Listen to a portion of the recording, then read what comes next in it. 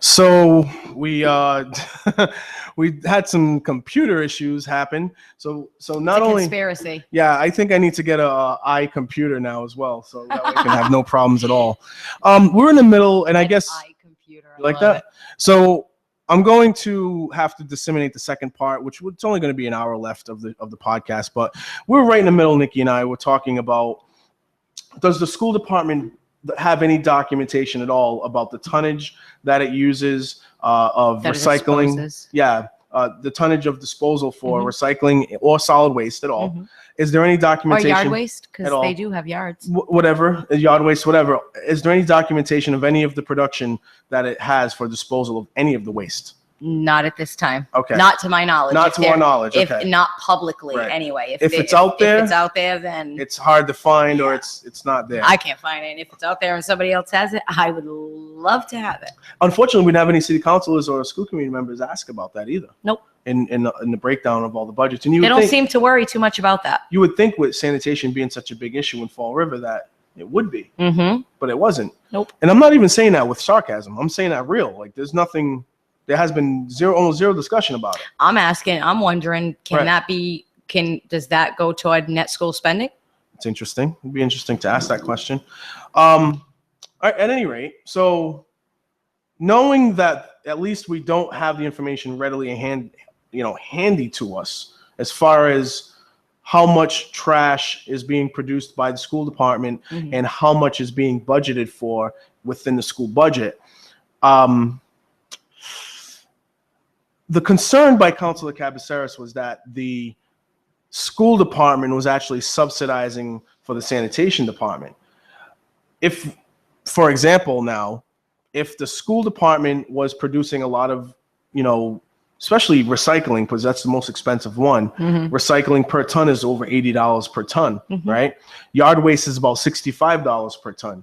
If the school department was producing lots and lots of waste in both departments and then not budgeting for it, who's subsidizing for who then? If the school side is paying for that disposal. Well, it would be the revenue from the monthly trash fee, the Right. revenue from pay as you throw, and taxes. and any money that they, like the 1.1 million that they took from the general fund to subsidize sanitation. So then it would ultimately be the taxpayers. So in the long run, the concern could possibly be that the city side is actually subsidizing the Absolutely. sanitation Well, they have for been. the school department. That was my question last year. Right. If those departments, it's great and everything to say the school department is getting X amount of dollars, but if they're not paying for trash, what else are they not paying for? Are they paying for their sewer? Are they paying for their water? And if they aren't, then why not? That's a problem because that's part of a budget. When you budget for something, you need to budget for it completely, not just bits and pieces. And it's not robbing Peter to pay Paul. This is not that. A department has expenses and it should be budgeting for its own expenses. It doesn't, the bill for their expenses isn't going to be put on another department or in the general fund, or it shouldn't be. It's the same exact thing that's going on with the sanitation department. The reason why they've had to pull from other, from the general fund itself. So, and this is, I bring up that point a lot because we have so many councils all the time say, well, the pay as you throw didn't generate the revenue that it was projected to raise, or the trash fee didn't project the number it was, didn't collect the number it was projected. And nobody's asking why. You want me to tell you why? It's because they're not charging everybody for services they give to people. right. They're only charging residents, There you go. period. Residents and homeowners. That's all they're charging. That's They're not it. charging businesses. I called into Ray Mitchell's show when he had Rob Mellion on. And I asked, do businesses pay for their own trash disposal? Right. Because we know we've got photographic evidence that shows that they're using city bins, they're getting city recycling. Rob Mellion said a few years ago, there was an ordinance passed, or they're in their contract. It states that they're supposed to privatize their own trash. They are responsible for their own trash. Now, Ray Mitchell was on the show with him and said, well, there are some businesses who, well, if businesses, according to Rob Mellion, are not supposed to utilize city services, Right. and a city councilor is saying there are businesses who utilize city services, Right. there is a problem. And there was a grandfathering, wasn't there? Again, Right. and how many businesses are grandfathered in? Probably. And that should those contracts be looked at again? Yeah. You know, when we're talking all these years later, it might have been fine when we owned a landfill, when we owned an incinerator. It was okay to pull We this off. no longer own those things. We're paying for our trash to be disposed at somewhere else. Right. They should be paying for the same. Just wanted to kind of get that out there, that if we're going to use our critical thinking to see who's subsidizing who, let's look at the entire scope. Let's look at all the information that's out there. And you talk about not having the information on the mayor's side. Well, the mayor has definitely given you the information. Whether or not that information is accurate is still to be determined. That's what you're supposed to be doing in these meetings, is determining the validity of all the information that you're given on this budget. But for everyone that's complaining about not getting this, that, and the third from the mayor, when clearly the information's there, where are they trying to see if the school department is budgeting for some of the expenses that the city may possibly be paying for? We're not seeing that effort at all. We haven't seen it from any counselor. I'm not sitting here saying that people aren't doing their jobs. I think that in many cases they are doing their jobs. Unfortunately, this piece is not been tapped into at all by people who are in a position to maybe find some answers. You know, me and you on a podcast, or even talking to a couple of counselors here and there, or even trying to talk to a school department staff here and there, can only get so much done. When you bring it to the public forum, when you bring it to the newspaper, when you bring it to all the access that a city councilor has, and you start to turn a lot of heads, that's when real change can start to happen. Because now you're starting to say, oh, I can start holding people accountable for this. I'm not going to have a bunch of taxpayers paying for something when the school department needs to pay for it. You know what I mean? So until those figures are actually out there in the public for people to see, so that way we can turn around and say, okay, cool. The school department produces this much, sanitation, awesome, and they budget for this much, fine. That's good. And at least we have that answer. But if that's up in the air, then all speculation it has an opportunity to be made. Period. There's no other way around it. So I think it's good that Rich Cabaceres was concerned about who's subsidizing whom there, but follow through on the whole thing. Yes, look into it. That's all I keep pushing. Look at the entire scope of it, more than just what you feel is going to benefit your argument to support who you want to support. Because sometimes you're just going to have to go with the answer that's actually there, not the one that you're trying to shape into your own argument. Do you know what I mean? Because when I ask the question about the school department, I'm not asking it because I'm trying to be right on the topic or trying to show everybody how smart I am or anything like that at all. What I'm trying to do is find the answer. Yeah, that's like me. Get to the bottom line. I think that, like, as far as Rich Cabaceres goes, I think he's been trying to make the mayor look bad, clearly. But I think in other cases too, other councilors have been asking questions, shaping it around their own agenda. And I want them to expand on it, because I don't think that their questions are necessarily invalid. I don't think they're necessarily invalid at all. I feel as though they're valid only to what vein of discussion they want to have, to support whatever they're trying to support. Look at how much Linda's involved in all of this, the privatization and all that, in sanitation. Where was she 2 years ago when we were talking about pay as you throw bags? So again, it makes me, was all that smoke and mirrors 2 years ago? You were all. She has clearly shown her support to the union side of things. She's gotten some union involvement in doing the cleanup in the community. Again, if I don't care who is out there cleaning up a neighborhood, good for you. I want it to happen more. I think Pam LeBeau went out there on Thursday, if I'm not mistaken, and got people together. And I mentioned it to some people, and some people were like, oh, that's just a politician doing politician things. I was like, I don't care. I don't care if it's a politician doing politician things. They're out there doing something. That's what matters to me more than anything. So I have no problem at all if Pam every Thursday wants to go up and down the streets of some neighborhood and do it. I ultimately care about getting things done at this point because nothing's being done. And I'm not just talking about cleanups. I'm talking about a lot of different things. There's only so many people out there, and I'm obviously one of those groups of people. There's only so many people out there actually trying to help our community. It's a very small group in comparison to the big city that we have and the population of 80,000 or so that we have.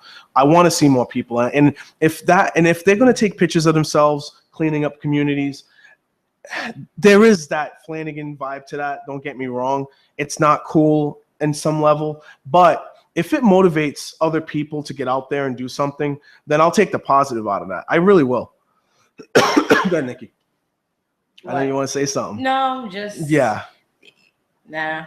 Nobody is going to want to be involved with people who sit on stage or sit in their city council seats and blame every problem the city of Fall River has on bad parenting, welfare, low income, no job having, drug addicts.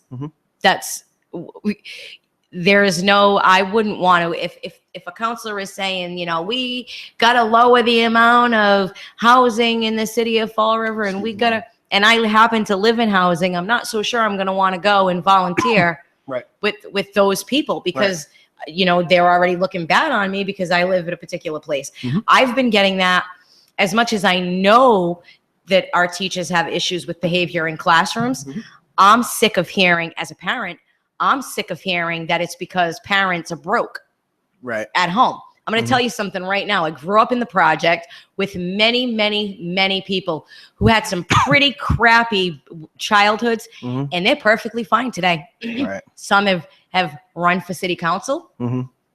Some have great degrees. Some are excelling at life. And yeah, there's some people who might not be. But I'll tell you what, my friends who own homes, I got friends whose families, mom and dad at home, owned a nice home with a nice backyard, and they're addicted. They're addicted. Or, you know, they grew up in a nice home, but now they've got 3 kids and they're living in a project, but they're working. It doesn't mean they're bad people. No. Try to talk to those people and understand them. So I think there's a great disconnect in a lot of the conversations that take place. I think it's intentional. So I think we're starting to get some of our listeners back. We were at 0 for a little while. We're starting to get a few of them back on. Like I said, this was just a computer issue that occurred. It wasn't YouTube or anything like that. I'm not kicking wires in. No, it had nothing to do with it. Just my computer froze up. I haven't shut my computer off in about a week. I've been on my computer. I let it sleep, but I don't shut it off. So well, that's dumb. Thanks. I'm saying that a lot today, and I apologize. It's all right. I've had a long week. I'm not offended.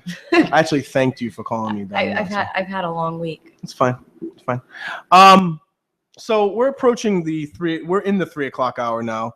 We're approaching 4 very, very soon. Derek Morgado is not here with us today. He and I like to go into sports talk a little bit here. Because I'm a very big Celtics fan, as you know. I'm drinking water out of my Celtics mug. So I wanted to mention a couple of things about the Celtics before we go back into the city topics here. The Boston Celtics have won the 3rd pick of the draft for the NBA draft. We will be hopefully using this pick to either trade for a superstar player, such as Kevin Durant, or we may end up picking a gem with the number 3 pick. So I think the future is very, very bright for the Celtics right now because guess what? We have the same opportunity next year because we swindled some team that's bad into giving us all their draft picks for the next 3 years. So we are going to get a good player. I have a lot of confidence. Also, the Celtics have a lot of confidence in Danny Ainge, the general manager of the team, and the head coach of the team, Brad Stevens. I was about to say Stephen Bradley. I don't know who that is. I was about to say Stephen Bradley instead of Brad Stevens.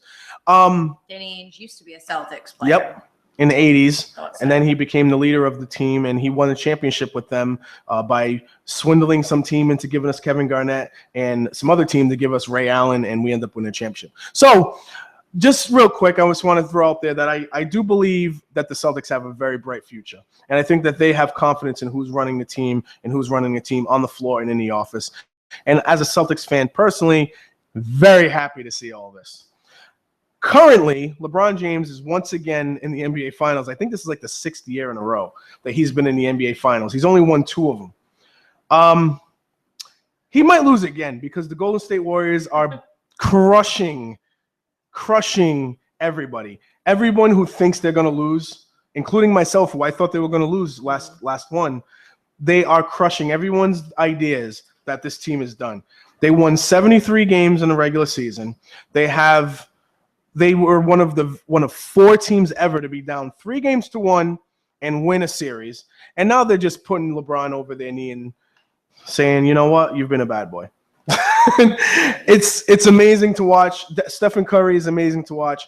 It's phenomenal. If you're not a basketball fan, I highly suggest you watch the Golden State Warriors play a game. You may actually enjoy what you see. I was going to say, I really wish I was into it a little bit more. I like college basketball, but. Yep.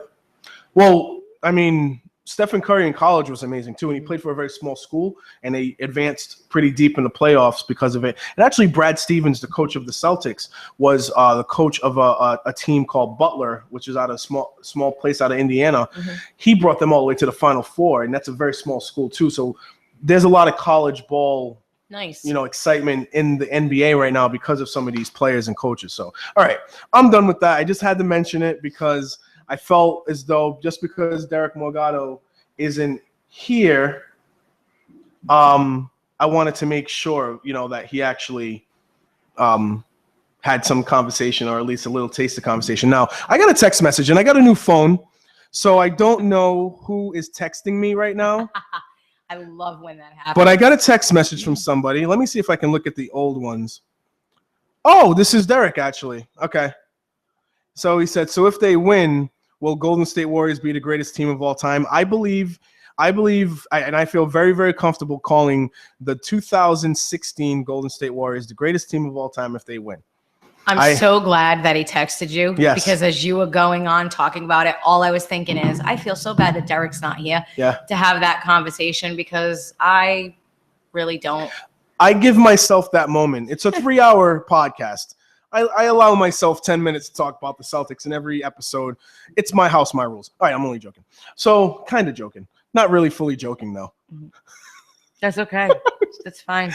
Sorry, not sorry. Is it? Yeah. One of those sorry, not sorry moments. So, all right. So, now Jazel Correa and former Chief of Staff Chris Pirano, although WSAR has been calling him Chris Pirano.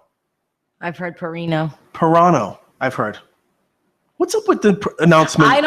What's up with the announcing of this administration's names in general? It started off on a bad foot with because they're Mayor all Portuguese. Correa. They're all foreign names, man.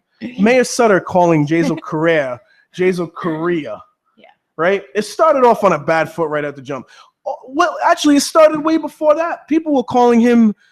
What were they calling his first name? Like Jaziel? Oh, Jaziel. Yeah.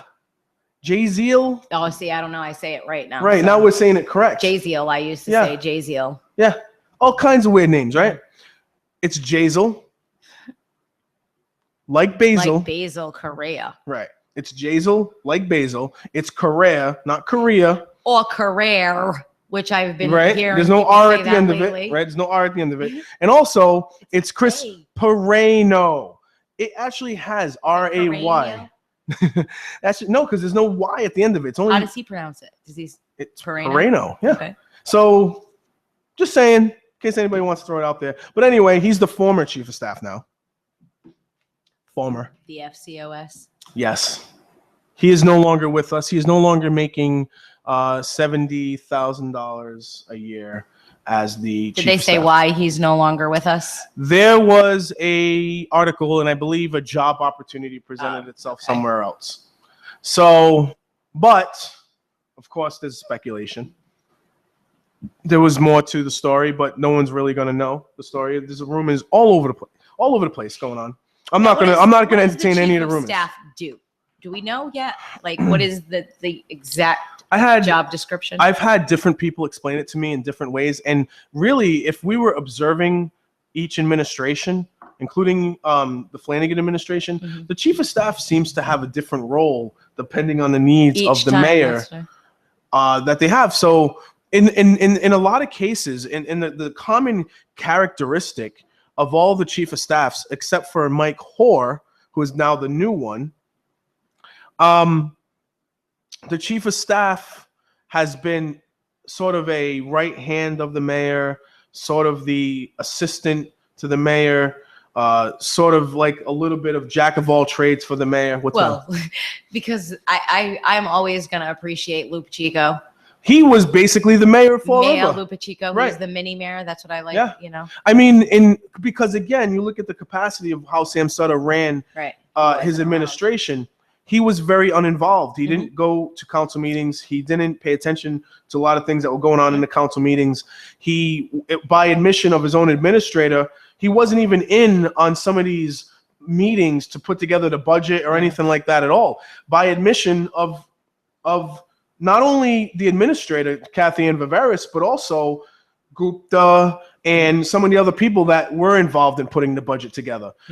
Nunes, right. So, you know, so you have to assume that a mayor like that, who was completely almost oblivious to everything, his chief of staff was doing a lot more handiwork, right? Not a lot more work. Whereas Flanagan, you saw Ann O'Neill a lot, but it was a different role. Yeah, well, her job description was finding out phone numbers and. It wasn't in the description. I'm kidding. It wasn't in the description, but it was definitely an added part of the job. Yeah, an added task. So there were and then you have Chris Perrano, who, he didn't do a lot of FaceTime on TV. He did a radio show with Faust to talk about some of the city topics on WSAR on Fridays. From the 6th floor. Yeah, from the 6th floor. But Chris wasn't like at the forefront. He was always on Jazel's side. But he was never really like, I'm Chris Perrano, you're going to talk to me today. Like it wasn't like that, So, and it was a huge contrast from what Lou Pacheco was, because Lou Pacheco was going to council to the floor, trying to talk down to Jazel Correa, trying to talk down to everybody. He actually had quite an air about him. Like, you guys are all stupid, and I'm it Lou was Pacheco, the Boston right. accent. Yeah, I mean, there was something definitely there. So I just believe that the chief of staff is basically going to be the right hand of the mayor, and also just kind of a jack of all trades, do whatever it needs to be done for the mayor. That the mayor can't always extend themselves to that capacity. Okay, but isn't that what the administrator? Yes, like what's the difference between the chief of staff and the city administrator? And is there? I mean, me personally, I think that the administrator has a responsibility to go to all the meetings, to go to all the council meetings, to be the person that goes to the floor and talks for the administration and puts together the budget with the rest of the administration, talks to all the department heads to make sure that every report is on point so they can piece the budget together, all that kind of stuff. I don't think the chief of staff is involved in that as much. I think it's more like community relations, or like a liaison to the public and maybe some entities of government, but not all. So basically a friend. I don't know if it's a friend, but yeah, maybe. A publicist. Well, here's the thing, though. A publicist. Here's the thing, though, right? Who gets hired to these positions all the time? Friends. Right. It's like a My Buddy, My Buddy doll. Right. It's got a My Buddy. There's absolutely no doubt at all. And that's not an insult to anybody who's Right. had a chief of staff. Right. I'm trying to, because there are sometimes positions in the city that people will say, they're getting paid too much. And I kind of sit there and I say, yes, I know we're broke, but if Fall River wants to do certain things, we need to be willing to put the money to back it up. Right. But you take a situation like this, this resident doesn't see a need for a chief of staff and a city administrator. From my chair, that could be both. From my chair, from the outside looking in, I tend to agree with that point of view. I called in to Dr. Mike a couple of times on this topic already, where from my position, from the outside looking in, I don't know what the difference is, or I don't see the intricate differences. My God, differences. That's okay. You said copses before, and I didn't. Even Oh, say copses. Did I say copses? You did. You said copses. Wow, I'm so bad at this. So I didn't see the difference between them. Wow, TJ's messing up pretty bad over here. Gotta go somewhere and learn how to speak to people more often. I don't speak to people enough, apparently. But no, seriously, all that good schooling. Yeah, right. All jokes aside, though, we don't really, from our point of view, we don't see the differences. But there is a former mayor that hosts a radio show on WSAR that might be able to explain that. There's mayors currently now that show up out of nowhere and show up on public, radio all the time. Ask them the difference. Ask them what a city administrator does for you that a chief of staff does for you. Because we've always seen a bunch of different roles. Lou Pacheco is a very different chief of staff. That's right. I literally, how many times did I call him Mayor Pacheco? He was a very different chief of staff from Perrano and Ann O'Neill Sousa. Right. Very, very different. I agree with that. So it's actually kind of funny because I think Lou Pacheco's behavior as the chief of staff kind of pushed everything to the forefront. Not a lot of people had an issue about the position before Lou Pacheco. You know what I mean? He was hired. He was a retired, former city worker who collected $70,000 on an $18 or 18-hour salary, right? Like it was already like thrown all over the place with that. As far as Mike Hoare goes, Mike Hoare is a former police officer who has a son in the police department currently right now, who is retired, but only is making $40,000. I guess he's capped off because he has a pension. So he's capped off at 40, and he's only working so many hours at that point. But the way I saw the breakdown, I wasn't fond of it. It was 40,000, but it was only for 6 months. And then they showed another, I believe it was 30,000 for 6 months. Okay. So it's still 70. So 70 right. For a year's time. Is it depending on the budget? No, I think it's because he jumped in at half point. I mean, the budget is done halfway throughout the year, maybe. Yeah. So maybe that's, but even still, no. Oh, well, that's how, it would still be for the FY. Why couldn't he start for the FY17 budget then? Because it starts in July, right? July 1st. Yeah. Mm-hmm. So it's like right around the corner. I wouldn't. So to do 6 months and then 6 months, that to me is. Well, is it 6 months and then his contract's up? And then they renew it? I can't speak to that. I don't know that part. We'll have to figure that out down the road, I guess. We'll keep our eye on that one. I quickly saw the funding piece and I was like, Are you getting ready for October? Let me tell you something, okay? The reason why I'm asking everybody, the reason why I'm asking about October of 2016 is because that is when Casella, the company that is raking us over the coals for recycling costs, our contract is up. And we would like to see, I think we both would like to see, either a better deal from Casella that is more fair, or just get rid of Casella altogether and move on to somebody new. I would get rid of Casella altogether and stop collecting and stop separating recycling. Just send it over to the... Well, we don't own a transfer station. We don't own a landfill. Right. We don't own... So to separate it means the trucks have to go around twice. Right.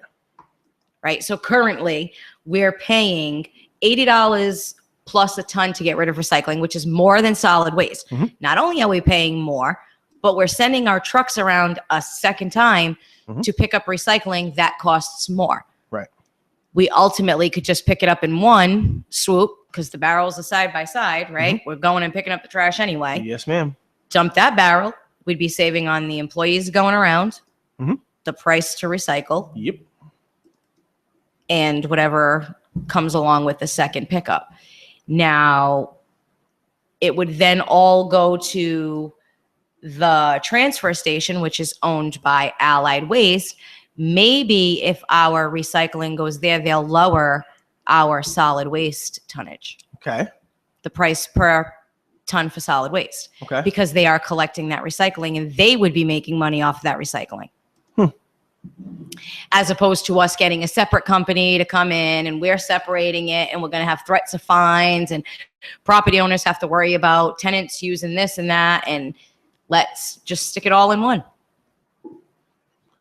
I think that would be the ideal situation. Don't you think? True. I would. That would be the ideal situation to make sure that we have Lower it a couple of dollars per ton. to have You know? have one uniform place to send it and not have to worry about 4 or 5 different contracts for all these things. Well, you know, I questioned why we weren't contracting more with them anyway. How did we even get into that Casella contract in the first place? Right.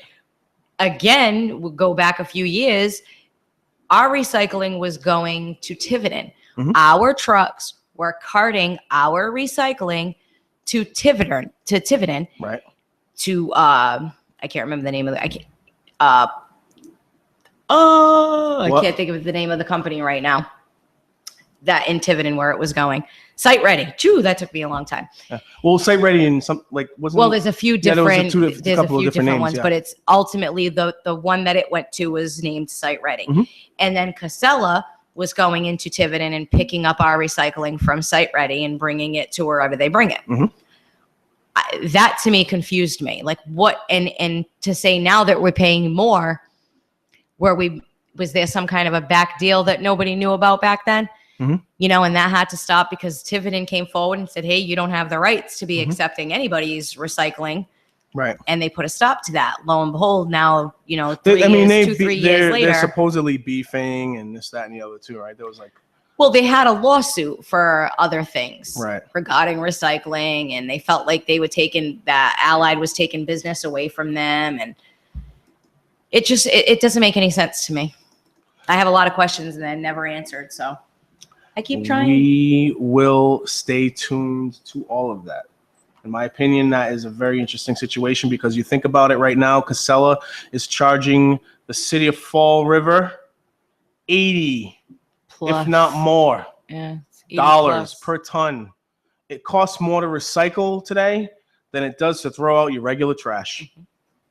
And, you know, if we stopped get our recycling from being separated from the trash, it doesn't mean that Fall River is no longer recycling. In the state of Massachusetts, every single landfill has to recycle. So every piece of trash that goes to the transfer station Mhm. is separated. Mhm. They go through that. So we don't need to go through all that. Let them go through it. You know, give them, we're paying for it. So if we're paying to dispose of it, I'd rather just say, hell, take it. The Offspring song keeps popping in my head. You got to keep them separated. Gotta keep them separated. Every time Hey! you say that, right? I always think of that song in my head. 90s. So it is what it is. I love it. Can't help it. So Mike Hoare is You're a now basket case. because I'm a basket case. Yes. That's Green Day. Now we're in a position where Mike Hoare is now the new person. And you know what's interesting? The absolute zone of silence since he hired Mike Hoare. Have not heard anything from a city councilor. No, isn't it interesting? 'Cause Yeah. if it was somebody else, I think we would have. Yep. It doesn't look like a friend hire. It doesn't look like, some type of friend hire. It looks like this guy's, a former police officer who I guess maybe, I don't know, has a good reputation with the police department. I'm assuming he does, but who knows?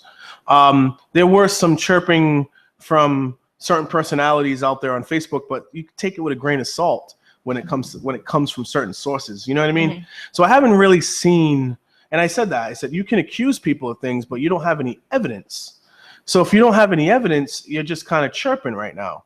You know what I mean? Well, it's okay for somebody to say they don't like the position of chief of staff. You know, Right. you either think it's a foolish position or you don't. Right. It's not always involved with who is in that position. And Mhm. that's where I think a lot of our media outlets get it twisted, Mhm. is they're quiet if it's somebody they like, Right. but if it's someone they don't like, they're not up so in quiet arms all about that. day, yeah. You either are okay with somebody filling that position or you're not. Yep. We always get too personal with the names behind the hires, and I don't like that. It's true. I mean, sometimes, yes, it's obvious, but I don't know. Friends are always, if I owned a business and I got 2 people off the street with the same credentials, one's a friend and one is not, we all know the friend is getting hired. That's just the way it is. Right. No, agreed. I mean, we're gonna eventually have to move on from, this whole idea that everything somebody does is great and everything everyone does is bad. We're gonna see some good things and we're gonna not see some good things. Not everything is a reason for a recall that you don't agree with, and not everything is, oh my God, this mayor is destroying the city with every decision he makes. Like that, I think we've just become so extreme in all this. But I want you to know something. When we were watching Sam Sutter and Will Flanagan do these things, it wasn't just little small things like, wanting to privatize trash, like hauling. That's not what Flanagan was doing, guys. Well, he wanted to. He thought about it, but he was convinced that the city could do it cheaper. It wasn't that. Like, when you know for a fact that you can do things a certain way, but you choose not to, and you go in a different direction, you put more of a burden on everybody, that's the problem. That is a big issue. That's something to get worked up about. When you know that figures aren't being put out there as a fact, that figures aren't being put out there. For example, one of the few good things that Sam Sutter did during his administration was come through and show that all the finances. He opened up the books. He showed all the finances, right? Mm-hmm. Showed us what holes we were in some cases, what we haven't been doing. And it kind of justified recalling Flanagan a lot of that way. Mm-hmm. But then he Sutter turned around and pushed away. He closed the books. Yeah, well, he pushed away some of the people that helped him find these figures, and he pushed away some of these suggestions from these people. Alan Silva being one of those people. And so therefore, we went down this road of, I have no choice but to raise the fee or else public safety is going to be threatened. And we went down the same road of, I must take more money from you or else you're going to die. Do you know what I mean? Yeah. And that's exactly how that went down. And how odd enough that we now got rid of the fee with a mayor who's trying to cut costs, with a mayor who is trying to cut costs in some areas. And will we meet net school spending? Well, we're going to meet the version of net school spending that he wants to meet.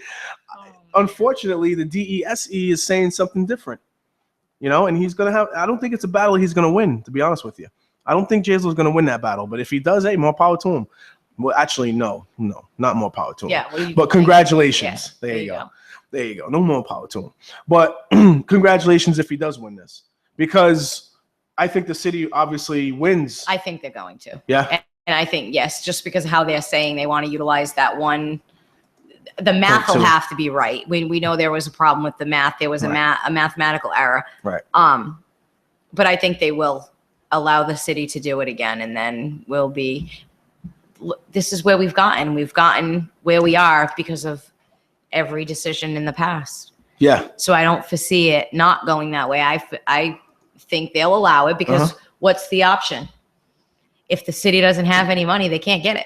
Well, they have to roll it over okay, so what's like rolling it over? singular wireless rollover minutes. You remember that? We have to just roll it into the next cycle there. They'll go for more grants is what'll happen. Yeah, maybe or so. They'll blame it on me opting out for my kid. Speaking of grants, that school committee meeting was interesting. Last week we talked about how we felt like, me and Derek talked more about it, how like Joe Martins will like stay on a topic sometimes when he got the answers. He didn't get the answers he wanted, but he got the answers. And one of the big issues that he was arguing for, I wish I can remember all the schools. I want to say Sylvia School and Cuss, I believe, and maybe the Viveris School all qualify for grants. This one particular grant for extended learning time. Okay, I believe those are the three schools. They got them. No, they've had them for years. Yeah. Right. Well, Joe Martins was arguing to Kevin Almeida, who is the finance staff for the school department, for the administration. No, actually for the school department. That's more accurate. They were going back and forth on what to do with this grant money. So Joe was stuck on it. He was like, you know what? There's other schools out there that need this extended learning time. We know it's a successful grant. Let's utilize it to other schools in Fall River. Kevin Almeida was saying, look, if we do this, the concern here is we have an opportunity to lose the grant altogether. We won't have the opportunity because now it opens up the door for all the rest of the state to go after that grant. If we keep it where it is, it'll stay in Fall River, it'll stay in those schools. But if we let it go and we give it up and we try to give it the opportunity for other schools who are hurting in Fall River to get it, we may lose it altogether. Then those schools that had it won't even have it anymore either. And Fall River will be out of that grant money altogether. So he said the best option is to keep it at the schools that it has because there's no chance of it all of ever, going into another district. So that was that. That was the conversation. Now, Joe went back and back and back and back. I'm on Joe's side with that. Well, what would you do? Would you rather it?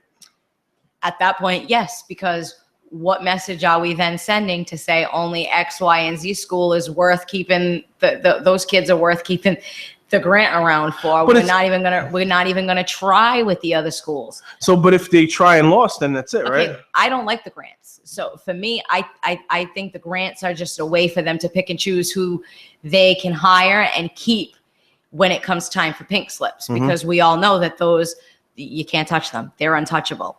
Can't touch this in the wide words of Ed says. Right. So even though all those pink slips went out, so say you have one school that has 2 or 3 grants, right? How many teachers are actually going to get cut from those schools? But then you may have another school with no grants.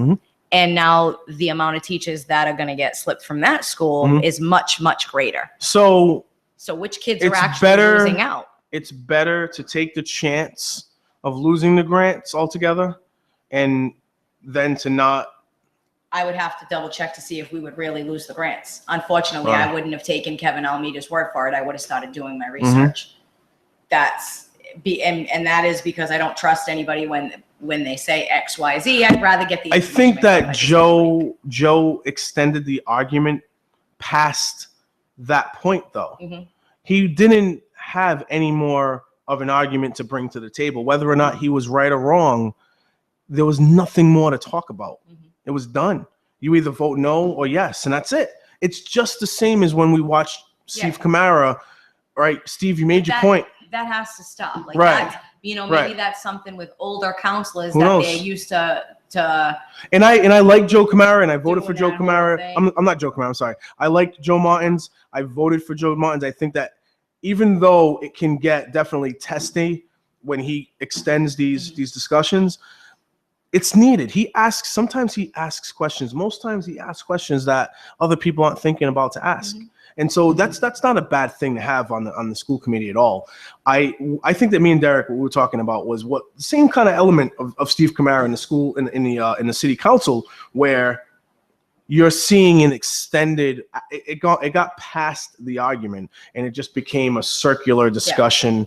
And sometimes when Mike DeOliveira calls in and does his whole devil's advocate thing, we end up going in like big circles of discussion instead of actually talking about what is actually there. We come to a disagreement. Fine. This is how I'm voting. I'm voting no because I really do disagree with this. Like I disagree. Like you would vote no. You would say no. I disagree because I think it's worth taking a chance of helping these other schools in need than to just keep it the way it is, because keeping it the way it is not helping these other schools at all. Right. So that's what you would say. And that's fine. Or I'd find a way to work and change the grant to see what we could do.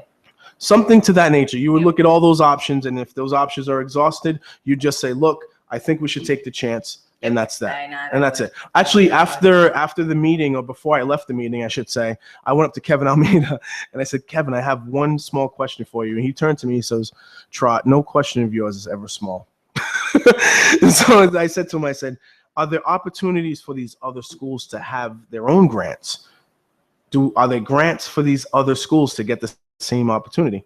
He said to me that there were other types of grants out there to apply for, but not the same as this particular one. So that's it. And I said, going after these grants? He's like, yeah, we're going to put it in, but there's no guarantee to get them. So. You know how I feel about grants. The grants, you know, are okay, but I think that Fall River just depends on them. I think we end up taking on a lot of responsibility, Of course, all because we want grants. Well, this extended learning time grant has not, and that I've seen, hurt the city. I've seen grants hurt the city. And has when it comes to helping or hurting the city, does it help or hurt the students? How has it helped the students? Hey, listen, you and I both know that stats and numbers can be manipulated any which way, right? So we would have to dig a little deeper than what we're getting. But what we've heard from every side and every angle, that this has been a plus for the schools that they've applied to. Mm-hmm. That's it. That's all I can say about it. If I'm saying more on it, I'm going into a realm of like I'm not informed enough to talk about. Do you know what I'm saying? Right. So every single, and that includes Ed Costa saying that it has helped these schools. So, you know, the person who we probably trust the most on the school committee, right? So that's what I'll go with on that but you know as well as I do that you can't really trust an answer until you see some of these figures yourself, right? So, but I do feel as though just on the surface, extended learning time just sounds like it would be helpful to a student that needs it. To me, if I was a student that needed it. So we could also do after school tutoring. Right. I know that. So maybe instead of getting a grant where the entire school stays, maybe we could get a grant for areas of the city. Maybe that's an idea that splits it up. Right. So there's an after school tutoring program for those kids that need help. That is an idea. And I don't know if I don't attend school committee meetings enough. I mean, they're fighting for grants, right? For extended learning time. Right. And then they'll so easily tell the kids at Durfee they can take half day for the rest of the month because it's hot and they don't have money to fix the AC. What about the education of the children? You know, so I get it. I get it. I get the inconsistencies. I'm not even taking that stance. All I'm saying is that if other schools that are struggling have the opportunity to get this, I would like to see them get something if they need it. These schools are struggling. We're talking about Fonseca. Shout out to Jay Burns. Fonseca, you know, and all these in these other struggling schools that are out there. Yeah, I want to see something, whether it's a grant or whether it's a tutoring program, whatever it is. I want to see something helping these kids out. Personally, you know, just me. And I understand where Joe Martin's like essentially is coming from on it. It's just the argument was had, you know, and it was an argument he didn't win. Not necessarily because he wasn't factual on it. It's just because it was over. Exactly. And that's all I was talking about there. And you see Joe do that. You see in the city council, you definitely see Steve Kamara do that, where he'll sit in on a committee meeting that he's not even on the committee of. He'll just sit in his chair, raise his hand, get that opportunity to talk, and he literally is spending more time talking than the actual members of the committee, which is interesting. And they go nowhere. It goes nowhere. It literally doesn't go anywhere. It just, all right, I said my piece and that's that, and then end of story. And they're like, all right, thanks for your input, Steve. We're going to vote the way we're going to vote half hour ago before you start talking. Yeah. Bye. And that's it. I feel like the more he talks, the less they listen. Oh, you can see the body language. Oh, boy. Oh, boy. It's like a toss-up now between Steve, who I'd rather listen to, Steve or Rich. And that's a serious toss-up. You know, the thing, because Rich did good the last meeting. He was all right. Like I don't have to agree with somebody. No, he didn't go into like the whole land of like ridiculousness, which was nice. Yeah, he didn't take forever to get through his statement. And he wasn't trying to upstage people until halfway through. There was a point maybe halfway through the meeting where it changed, and I was like, no. I think with Steve Kamara, his behavior has been so reinforced by history of being elected and being council president. He's a child. It's like a child that's been reinforced with bad behavior, right? Like he got a candy every time he cried. So he's going to keep on crying because he's going to keep on getting candy. So, you know what I mean? Like no matter how many times other people say, man, I wish that kid would stop crying. Oh, he gets a candy every time he cries. So he's going to keep on crying. Steve Camara has bloviated for much of 2016, right? But he got 5,000 votes. He got elected back in, right? He did. That's it. So it justifies his behavior. He doesn't care if other people are saying he sounds, completely out of touch. It doesn't. No one cares if he's.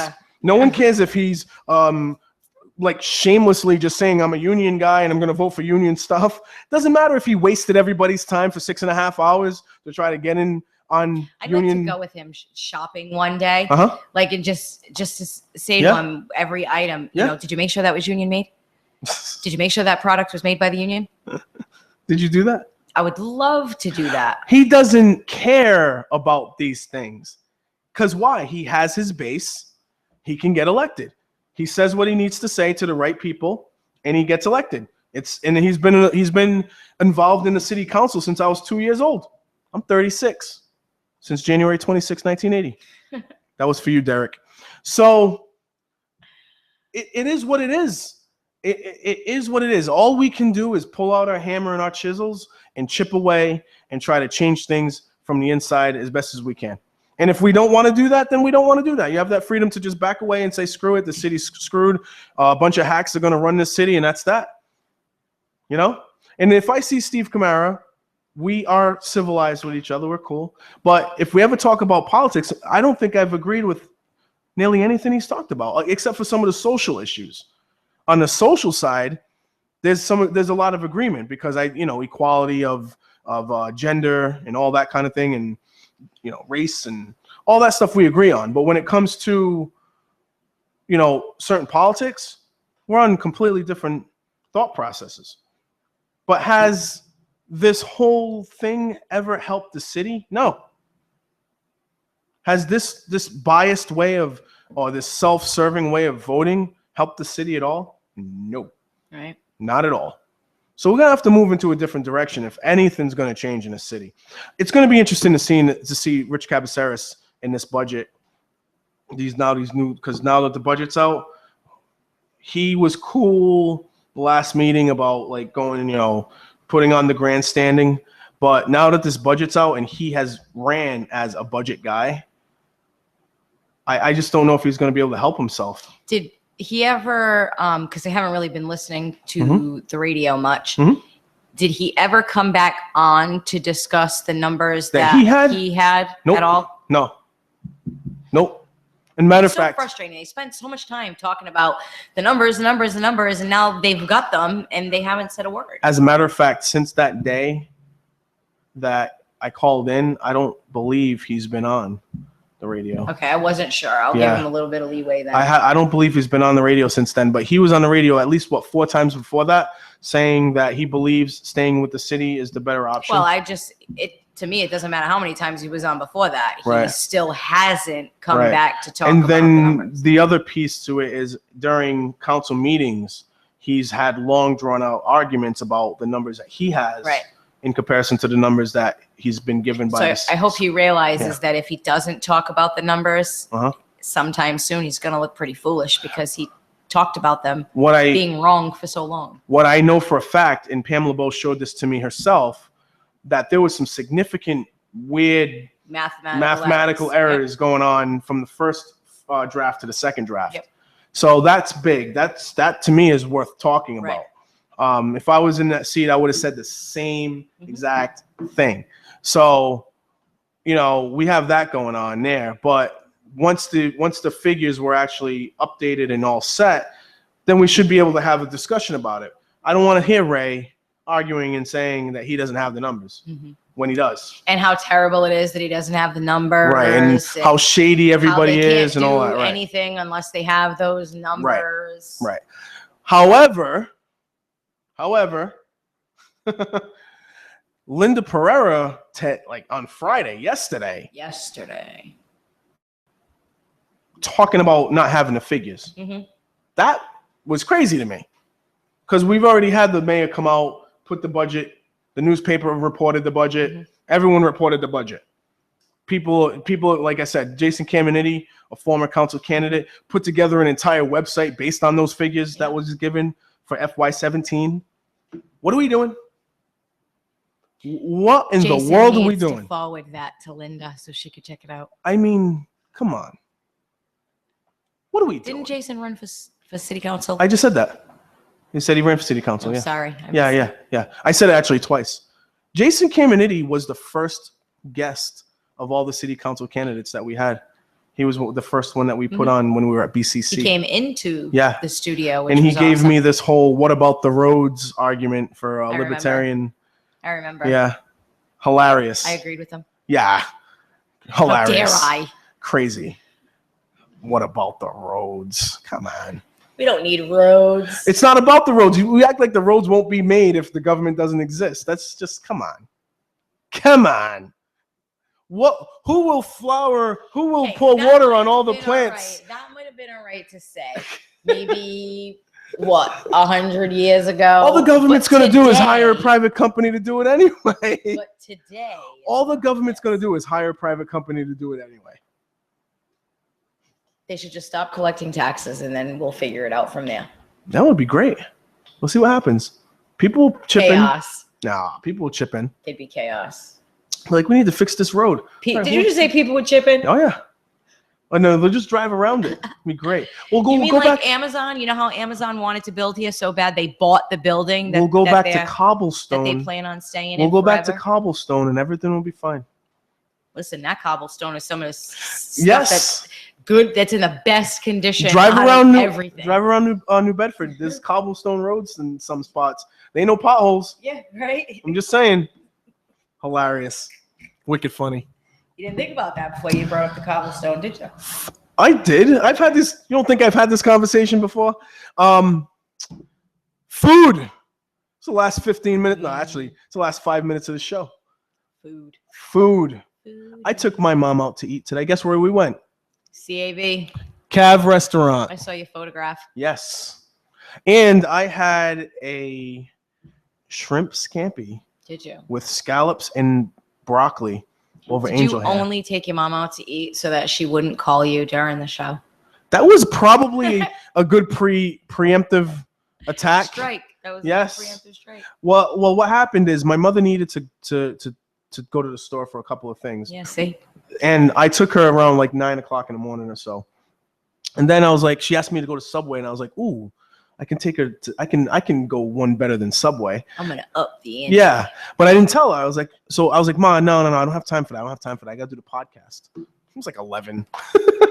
So she's like, all right. So we drive by the restaurant, I park, and I'm like, hey, instead of Subway, let's do cash. She's like, oh my God. She gets all happy. Aw, that was Well, sweet. here's the thing. My mom really, really likes the food there, Yeah. like I do. Yeah. But the owner, Carlos, he loves when I bring my mom by. Yeah, He just loves it. She's so awesome. She's all bubbly and whatnot. So she, she enjoyed her salad, and she had mussels and a BLT salad, which was delicious. And then I had, like I said, I had my pasta dish. I only eat pasta once a week now because I have, I have to always watch my weight and my blood sugar and all that kind of stuff. So I have pasta once a week, and when I do, I put a bunch of seafood and broccoli in it. It's delicious. Absolutely out of this world. Have you had any good? I know it's been a tough week. Have you had any good meals this week at all? I cook most of my meals at home. I do my own cooking. Yeah. It is what it is. Yeah, I did go out for seafood. Flo's. I went to Flo's for my birthday. Last weekend, I finally got my clams. Anything that we haven't talked about on this that's been going on yet? We talked about Mike Hoare. We talked about the pink slips. We talked about the education department, the air conditioning. Hearts out to all the problems, like all the people who lost, friends and family this weekend. I mean, it's just a horrible situation. I want to make sure that we know that there is not, I repeat, not a city council meeting next week. They will be meeting up on the 14th. Yes, thank you for saying that, because people are like, there's a meeting this week. Because it's every other week usually, but they skipped the week. Special budgetary meetings. Right. So there's going to be one on the 14th. 15th. Well, yeah. But I know for a fact that it'll start on the 14th. So get out there on the 14th. I don't want to incite any riots.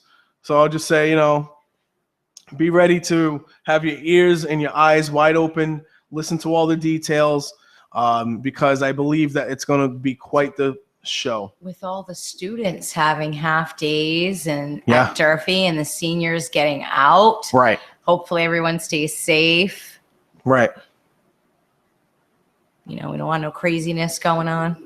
We don't want that at all. Yeah. We don't want that at all. So keep an eye out on everything. So this next week we won't be breaking down a lot of film, but I would really like to jump on top of these budgets and these council meetings and get this film down on all this stuff so we can, break things down intricately so we know exactly what's going on. Maybe I need to upgrade my computer system over here so that way we don't break down anymore. That'd be great. It's a conspiracy. You know it.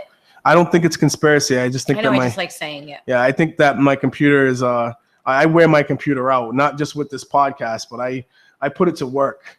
I do. And I might need to cool off on it. So we'll see what happens. Give it a day off. Yeah. Knock it down for a little while. A paid day off. Yeah, well, maybe a half day on my computer. So everybody, it is hot in this house. So maybe we do need to give the school a half day. We need to give the computer a half day.